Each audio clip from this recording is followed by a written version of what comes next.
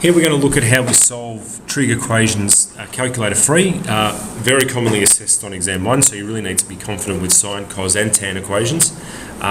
So let's look at a couple here. This one's from the 2007 paper, and it's sine 2 pi x on 3 equals negative root 3 on 2, and we've got the domain x between 0 and 3. So let's just write that onto a new blank bit of paper. So where were we? Sine 2 pi x on 3 equals negative root 3 on 2, and our domain is this. Okay, my first step would always be to set up a small unit circle on the side and work out where these angles are that we're talking about. So we have some angle 2 pi x on 3.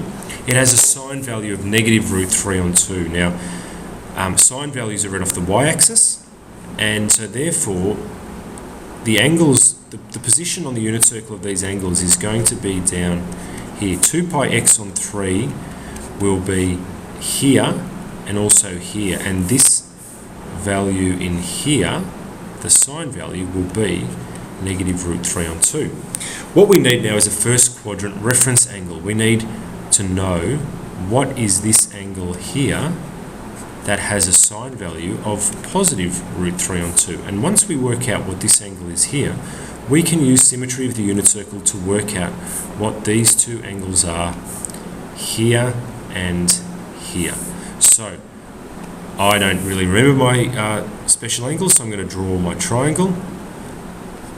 Pi on 3, pi on 6, 1, 2, root 3, and we can see that it is we're looking for the angle that has a sine value of root 3 on 2, and it's going to be this one here, pi on 3, because opposite over hypotenuse. So sine of pi on 3 equals root 3 on 2. So this angle here is pi on 3, which makes this angle here pi plus pi on 3, and this angle here 2 pi minus pi on 3.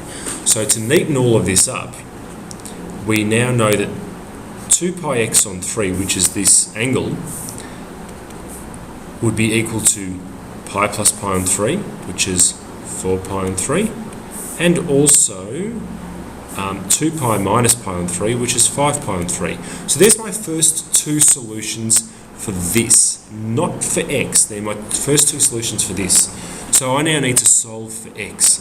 So if I could think about just cancelling out the divide by 3 or timesing both sides by 3.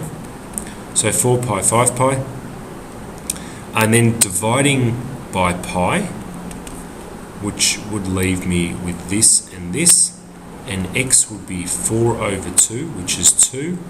And 5 over 2, which is 2.5. So they are both in this domain. And I might just want to go around once more and check that there's no more solutions in that domain. So if I go around, I'm only going to go in a positive direction. So if I go around a positive direction,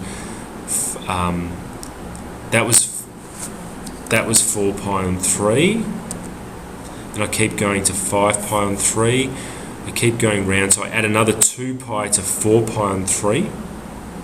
That takes me to 10 pi on 3. So my next solution would be at 10 pi on 3. I think that's right. Yep. So this would be 10 pi, this would be 10, and the next solution would be 10 on 2, which is 5, too big. So here are my two solutions. Just go down a little bit further so we can see that. Whoops, a bit too far down. There we are. So 2 and 2.5 are my two answers for this problem. So my two solutions, well, we won't write it there, we'll write it at the bottom. Just went past it again. So x equals 2 and 2.5. Let's look at one more example, this time involving tan. Where are we? Here we are. tan 2x equals root 3, and we have an interesting domain here, negative pi on 4 to pi on 4, unioned with pi on 4 to 3 pi on 4. Okay, so let's go to our blank piece of paper. So we have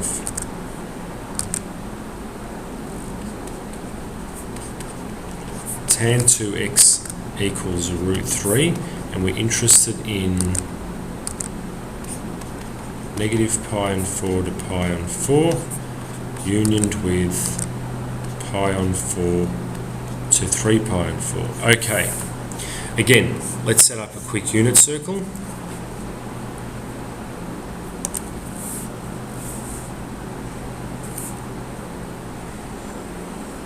Okay, 2x is an angle that has a tan value of root 3. Now, tan value of root 3, if we think about that tangent line here, root 3 is up here somewhere, so we're talking about an angle here and also here. So first quadrant and third quadrant, okay, with a tan value of root 3. So I'm going to use my special triangle again. 1, 2, root 3, pi on 3, pi on 6.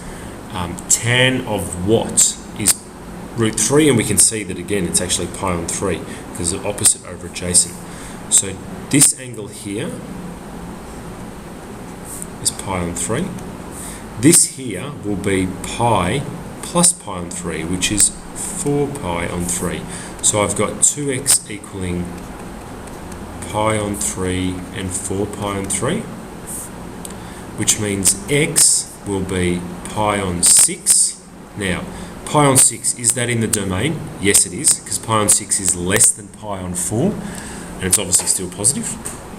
Divide by 2, 4 pi on 6, which is the same as 2 pi on 3. 2 pi on 3, that's less than 3 pi on 4. 3 pi on 4 is 3/4 of pi, it's around here somewhere. 2 pi on 3 is 2/3 of pi, it's around here somewhere. So it's in that domain. What I do need to look out for here is any negative solutions, because I've got this negative domain here. So what I'm going to do is, just to be sure, I'm going to continue round in a positive direction to make sure that I've got no more positive solutions less than 3 pi on 4. I don't think I do, but I'll just check. So if I keep going around in a positive direction, pi on 3, 4 pi on 3, 5 pi on 3, 6 pi on 3, 7 pi on 3, which means it's 7 pi on 6. That's more than 1 pi, definitely more than 3 pi on 4. So this one is out, okay? Now let's go in a negative direction. If I go around here in a negative direction, that will be a distance of, or an angle of, negative 2 pi on 3. Negative 2 pi on 3, which means x will be negative 2 pi on 6, which is the same as negative pi on 3. Now, negative pi on 3 is actually not in this domain because it's less than negative pi on 4. So this is out as well, but it's just worth checking. So if this was my exam page, I would be putting a box around that and making my final answer really clear. And simplifying those fractions, also very important. So pi on 6 and 2 pi on 3. So a couple of examples there of solving trig equations.